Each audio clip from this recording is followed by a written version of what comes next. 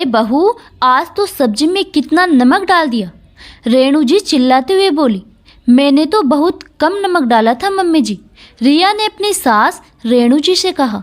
पता नहीं क्या सीख कर आई है अपने घर से, और ऐसे हैं इसके माँ बाप जो कुछ सिखाकर नहीं भेजा, कोई भी काम ठीक से नहीं कर पाती है।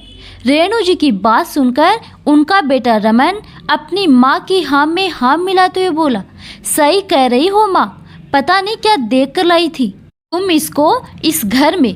यह सब सुन रिया की ननद बोली। अरे मम्मी, सब्जी तो सचमुच तीखी नहीं है। अपनी मम्मी को भाभी के ऊपर चिल्लाते हुए नीरू को बिल्कुल अच्छा नहीं लगा। मम्मी क्यों भाभी पर चिल्ला रही हो, और भाई तुम भी। तभी रेणु जी अपनी बेटी नीरू को चुप कराते हुए बोली। तुम नहीं जानती हो नीरू, इसे कोई काम करना ठीक से नहीं आता। अभी तुम्हें यहाँ आए हुए 2-3 दिन हुए हैं, तुम्हें कुछ नहीं पता। नीरू बोली। मम्मी, मैं इन 2 दिनों में देख भी रही हूँ और सुन भी रही हूँ।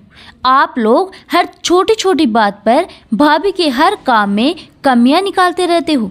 कभी कहते हो रोटी जल गई है, कभी कहते हो नमक ज़्यादा हो गया है।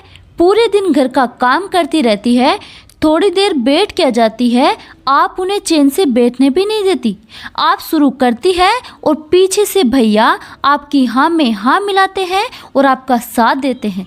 अगर आपको कहना ही है तो आप भाभी को प्यार से भी तो समझा सकती है, लेकिन आप तो एक ही बात का बतंगड़ बना देती हैं। यही तो होता है माँ, घर में लड़ाई का कारण। भैया तो उन्हें ब्याह कर लाए हैं, वह भी उन्हें उल्टा सीधा बोलते रहते हैं। अरे उन्हें समय तो दीजिए अपना घर संभालने के लिए। नीरू अपनी माँ और भाई के इस व्यवहार से बहुत दुखी थी। रेणु जी बोली। अरे नीरू, तुझे तो बहुत चिंता हो रही है अपनी भाभी की। नीरू ने कहा। क्यों ना हो मम्मी, आखिर मैं भी तो किसी के घर की बहू हूँ, और आपकी बेटी जब मुझसे अपने ससुराल में कोई गलती हो जाती थी और मैं आपसे बताती थी, तब तो आप यह कहती थी कि बेटी धीरे धीरे सब सीख जाओगी। फिर आप भाभी को धीरे धीरे क्यों नहीं सीखने देती है? क्यों बात बात पर उन्हें डांटती रहती है? नीरू की बात सुनकर रेणु बोली। तुम अपनी बराबरी उसे मत कर। बेटी बेटी होती है और बहू बहू होती है। नहीं मम्मी, जैसी बेटी मैं हूँ आपकी, वैसी ही आपकी बेटी भाभी भी है। अभी उनकी शादी को 2 महीने भी नहीं हुए, वह आप लोगों के बारे में क्या सोचती होगी? तभी नीरू का भाई रमन बोला।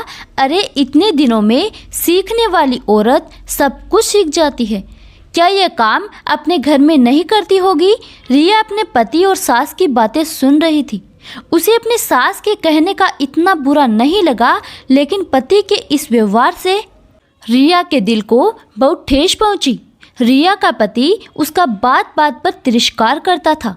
रेणु जी अपनी बेटी को समझाते हुए कहती है। तू क्या समझती है नीरू, मैं अपनी बहू को प्यार नहीं करती?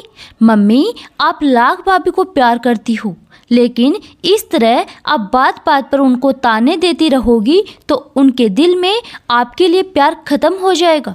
यह मैं बिल्कुल नहीं चाहती कि भाभी के दिल में आपका मान सम्मान खत्म हो जाए और वह आपको पलटकर जवाब देने लगे। और यह आपके हाथ में है कि आपको अपनी बहू को कैसे रखना है। आपको पता है, जब मेरी शादी हुई थी और मैं पहली बार ससुराल गई थी, तब मेरी सास ने मुझे सारे काम बड़े प्यार से सिखाए थे, लेकिन उन्होंने कभी भी आपको या पापा को दोषी नहीं ठहराया, बल्कि वह हमेशा यही कहती थी कि आजकल के बच्चे पढ़ाई लिखाई के कारण घर के कामकाज में पिछड़ जाते हैं, और आप तो भाभी के मम्मी पापा को कोसने से पीछे ही नहीं हटती हो। जरा सोचिए, मेरी सास अगर आप लोगों के बारे में यह सब बोलती कि माँ बाप ने क्या सिखाया, मायके से क्या सीख कर आई है, तो आपको या फिर मुझे कैसा लगेगा? मम्मी, मेरा आपसे सिर्फ इतना ही कहना है कि भाभी को थोड़ा समय दो। आपके इस तरह के व्यवहार से वह कोई काम जल्दी से नहीं सीख पाएगी और उनके मन में हर समय डर बना रहेगा कि कहीं कोई गलती ना हो जाए। मम्मी, मुझको तो लगता है आपके अंदर सास वाले वह सारे गुण आ गए हैं। भाई की शादी के बाद वह ज़्यादा दिन नहीं रुक पाई। अपनी भाभी की ऐसी स्थिति देखकर उसे बहुत बुरा लगा। इसीलिए उसने अपनी माँ को प्यार से समझाते हुए कहा, मेरी तरह आप भाभी को भी प्यार करिए, एक अच्छी माँ बनकर। बेटी की बात सुनकर रेणु जी की आंखों में आंसू भर आए। रेणु जी ने बेटी और बहू को गले लगाते हुए कहा, अच्छा किया बेटा, तुमने मेरी आंखें खोल दी। मैं सचमुच कुछ लोगों के बहकाव में आकर अपनी बहू के साथ इस तरह का व्यवहार करने लगी थी, लेकिन अब मुझे समझ में आ गया है, बहू भी बेटी होती है। रमन ने भी रिया से माफ़ी मांगी और बोला, रिया मुझे माफ़ कर दो, मैंने तुम्हारे साथ जो गलत व्यवहार किया उसके लिए मैं बहुत शर्मिंदा हूँ। रिया बोली, नहीं रमन, ऐसी बात मत करिए, मुझे अपनी सासू माँ और पति का प्यार मिल गया, इससे ज़्यादा मैं कुछ नहीं चाहती। दोस्तों, नीरू ने अपनी माँ और भाई को सच्चाई का आईना दिखाकर सही किया या गलत कमेंट बॉक्स में ज़रूर बताइए। इस कहानी को लिखने का मकसद किसी की भावनाओं को ठेस पहुँचाना नहीं है, यह मनोरंजन के लिए लिखी गई एक काल्पनिक कहानी है। कहानी पसंद आए तो एक लाइक ज़रूर करें। धन्यवाद।